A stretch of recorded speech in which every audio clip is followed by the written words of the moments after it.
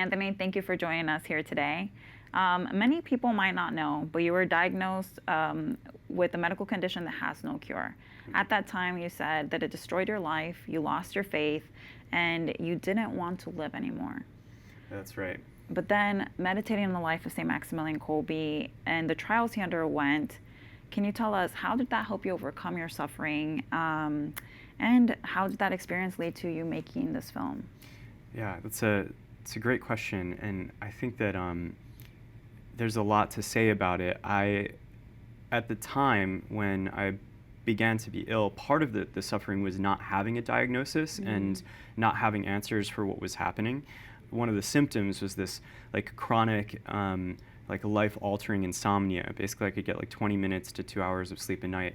It was debilitating. My life fell apart, and I really didn't know if there was going to be any end to that suffering.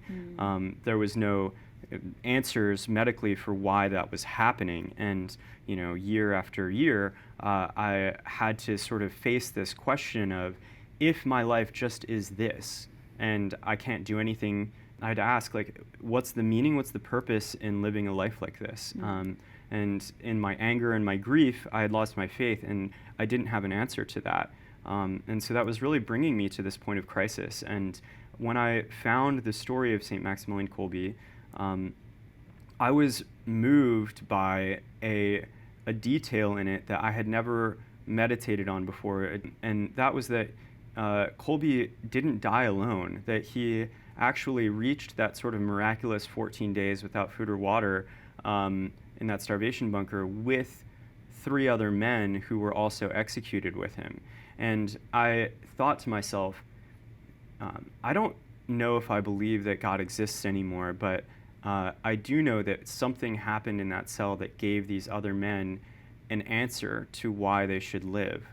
And I felt like Kolbe was entering into the cell of my own suffering. At night, I began to have these sort of Lectio Divina meditations of talking to St. Maximilian Kolbe.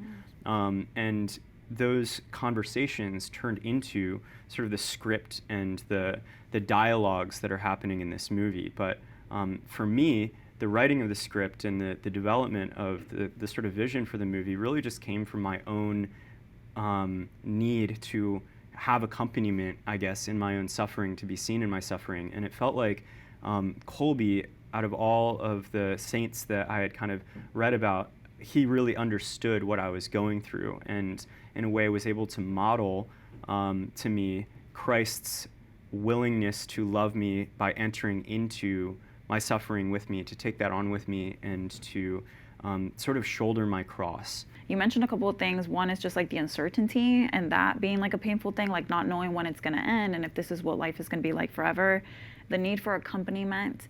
What would be your message to people out there that find themselves in a position that you are in? I would say that Kolbe's message to me in my own process of facing that was ultimately that it's worth it. One of the things that I learned was that he had a dream about heaven while he was in Japan. Now, Kolbe was somebody who also struggled with a chronic illness. He had tuberculosis and only had access to one lung for most of his life. And he's a person who was like incredibly entrepreneurial, had this big vision for what he was going to build, and many times was just bedridden, struck down for months, unable to actualize his vision. And one of those times he was in Japan and was on death's door and had this dream about heaven. And that clearly shaped him and shifted the way that he approached his relationships with everybody afterwards. The tone of his letters, he had a very sort of gruff and masculine and kind of militaristic tone before this, and then you start to see him being very vulnerable in his letters. You start to see these sort of pet nicknames for his family members and even for people who were his enemies. He even wrote a letter to the mother of a Nazi officer at one point. So he had this incredible tenderness that starts to come out, and that all comes from this moment of getting to witness heaven. I think for me, the thing that I was so deeply moved by was this sense that heaven was witnessing my suffering. And even though nobody could see the courage of just making the decision to continue to live, to continue to hope, to continue to seek God in the midst of that, that Kolbe was watching it, that the saints in heaven were sort of like cheering me on. Now, on a contemporary issue, assisted suicide is on the rise all over the world. Many people want to bypass the suffering and even go as far as take their own lives. What can people who no longer want to experience suffering learn from St. Maximilian Kolbe? That even suffering can be a gift in this strange, heavenly, like math equation that doesn't make any sense to the world. So what do you hope people that come and watch The Triumph of the Heart walk away with? Yeah, absolutely. Everybody who asks me that, I just want to tell them hope. You know, every single person who watches this film, the main thing that they tell me that they feel is like, I want heaven so bad. Like, it's after seeing that, everything in my life seems like all of my crosses, they seem bearable now.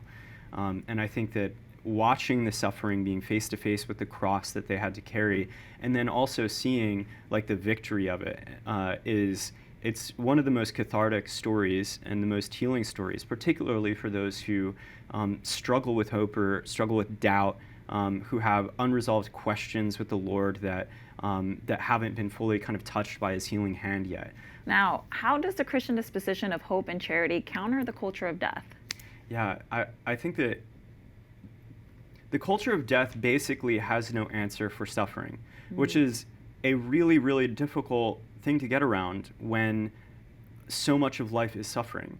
And I think that when you are presented with the frivolity of the world, at some point, the pleasures of it, its convenience that we're all so addicted to, all of that will be completely irrelevant in the face of the suffering that will eventually be brought to us. You know, everybody has to face the loss of parents and ultimately the loss of friends and their own death, right? And in that tragedy and grief, we have to ask this question, like, what is the point of life in the midst of that? And if you don't have an answer and life is meaningless, then you have no reason to have children. You have no reason to stay alive when something is hard. You have no reason to sort of push forward and do hard things that seem very inconvenient or difficult. And that is actually completely necessary, not just for individuals' lives, but for the sake of the human race, right? For culture, for flourishing. And I think that what our, presentation of Christ on the cross as a sign of hope for the nations, it's basically saying you can pick up your cross and change the world, and partner with God in that sort of act of redemption, of overcoming death and suffering in your own life and sort of the minutia of the day-to-day discomforts and sort of difficulties that you're faced with. Now, Anthony, we're about at the end of our time here. Is there anything else you'd like to share with our viewers? I think that we're getting to be one of the first people in many years to bring forward a story of a saint that was completely done outside of Hollywood, that was done crowd-funded, crowdsourced, the way that cathedrals used to be. But it can't be successful without that attitude being brought forward all the way through the finishing of the distribution of the movie.